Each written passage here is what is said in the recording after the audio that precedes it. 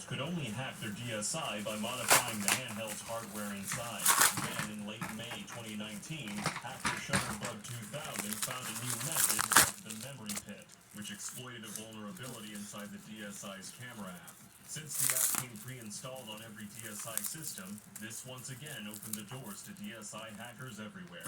As well as adding anti-hacking measures and firmware to curb piracy, many developers, including Nintendo, placed anti-piracy measures in their games. Some efforts were straightforward, such as with Kirby Mass Attack, which simply prevented the game from booting or progress from being saved. Other measures were sneakier, like in Dragon Quest V, Hand of the Heavenly Bride. If the system detects a pirated ROM, the game will play out as normal for a while until the player reaches a ship.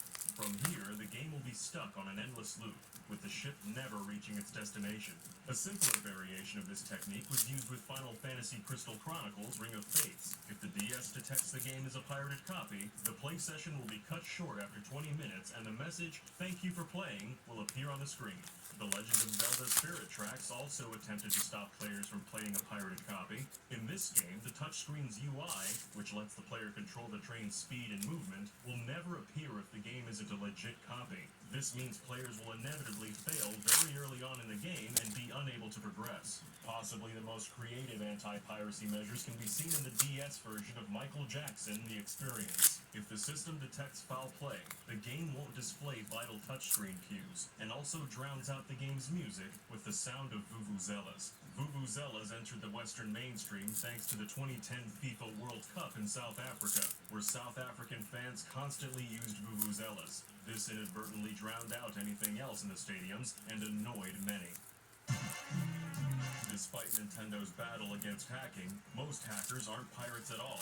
In fact, the DS has a lively homebrew scene that enjoys creatively and legally using their DSs in a number of imaginative ways. For example, Steve Chapman grew tired of lugging around his heavy, cumbersome, energy-hungry laptop when using his DSLR camera, pushing him to look for a smaller alternative. Chapman wrote, "After mentally specking out what I would need, I realized the solution was right in front of me, because I bring it with me for Mario Kart DS wireless races on long night jobs." Chapman made his own specialized program and connected the camera's cord through the DS's Game Boy Advance cartridge slot. After some experimentation, Chapman's DS DSLR creation was able to outpace his laptop in performance. Chapman was even able to use the DS's built-in microphone to have his camera take pictures via audio cues, saving him hundreds of dollars on buying an official accessory for the same purpose. Other hackers have looked to software modding to expand what their DSs can do, leading to the creation of many homebrew apps. For example, the homebrew app Moonshell DS allows users to turn the handheld into a multimedia player. DS Twitter and FB4NDS allows DS users to post on their Twitter and Facebook accounts via the handheld, and the Remote Touch app can be used to control your computer via the DS. There's hundreds of homebrew applications, and entire communities have cropped up around their development. The DS is made for a popular emulation device too.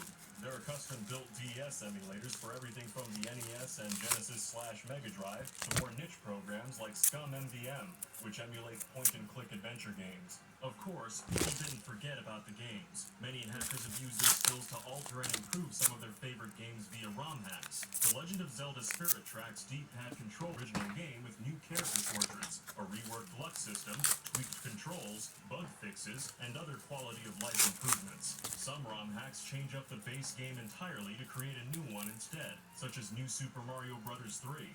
This hack is a complete remake of the original Super Mario Bros. 3 using the new Super Mario Bros. Engine, and includes custom content as well. On the other hand, some hackers have created their own entirely original homebrew games. Still Alive DS is directly inspired by Valve's Portal, but reworks the concept into 2D. Lone Wolf DS officially takes Joe Denver's Choose Your Own Adventure game books and recreates them on the DS. The game handles all of the dice rolls and stats, allowing the player to focus on the story. These games and many more are completely free, requiring only a flash card to enjoy.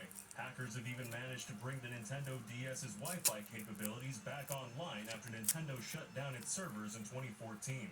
Programmer Michael Lely recalled, "I've been following data from as many games as I could, and trying to get others to help. After being donated a server to use, Lely and a group of like-minded hackers joined forces to build a Python-scripted alternative to Nintendo's Wi-Fi service. Using the homebrew server, compatible games once again function as they originally did, with working friends lists, matchmaking, leaderboards, and other online features.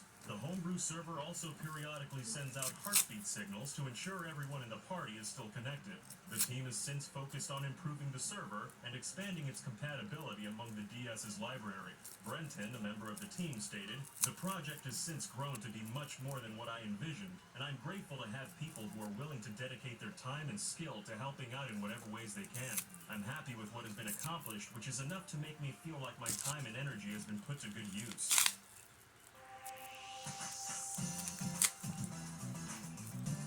Did you know? The Wii was a hotbed for piracy throughout its lifetime. In a report, the Wii was named the most pirated console of 2010 with almost 26,000 available torrents. The most pirated Wii game in both 2010 and 2011 was Super Mario Galaxy 2, which comfortably cleared 1 million downloads in both years. Not all of the Wii's unofficial content involved bootlegging though. Very soon after the console's launch, an independent website called WiiCade hosted flash-based games intended to be played with a Wii remote. Gamasutra even reported on WiiCade on November 20th of 2006, just one day after the Wii's launch in North America and before the Wii's Opera browser was even available. WiiCade was created to promote smaller developers and help them program games for the Wii's unique hardware. Additionally, the Wii was subject to a lot of homebrew software and hacks. An important figure in the Wii hacking community was Ben Bushing Bayer. While Ben didn't gain much himself, he bought a Wii after playing one at his boss's home in 2008. Bushing tended to hack everything he owned, and the Wii was a prime target as it was a new piece of hardware that hadn't been cracked yet. Bushing was introduced to other Wii hackers by a co-worker, and they would pass ideas back and forth about cracking the Wii. Meanwhile, Nintendo would include the latest version of the Wii system software on almost every game they released, presumably so players without internet access could update their console. But this also gave hackers a large amount of code to work with. The Wii's central processing unit was a PowerPC chip named Broadway, but hackers were unable to disassemble the Wii's software as PowerPC code. Further experimentation revealed that it was actually ARM code. ARM, which stands for Advanced RISC Machines, is an architecture software often used in lighter devices like smartphones due to its low cost and power consumption. Strangely, the Wii didn't seem to have an ARM chip anywhere. The team soon learned that the chip was buried deep within the Wii's graphics processing unit, named Hollywood. A hacker called Sega nicknamed the chip Starlet as a play on the Wii's Hollywood GPU and Broadway CPU. As well as controlling most of its peripherals, Starlet was responsible for the Wii's security, making it the major obstacle for hackers to defeat.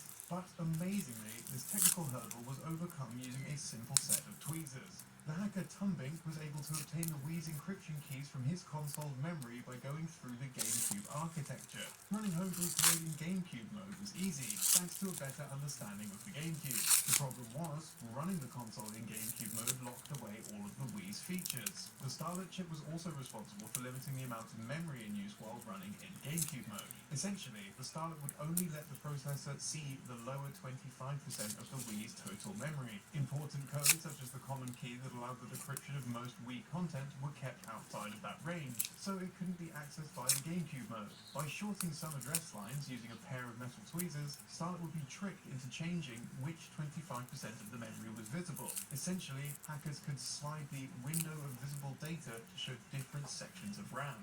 The Wii's memory was not cleared in GameCube mode, merely restricted, and so the hackers could use this trick to map out restricted segments, including the decryption keys.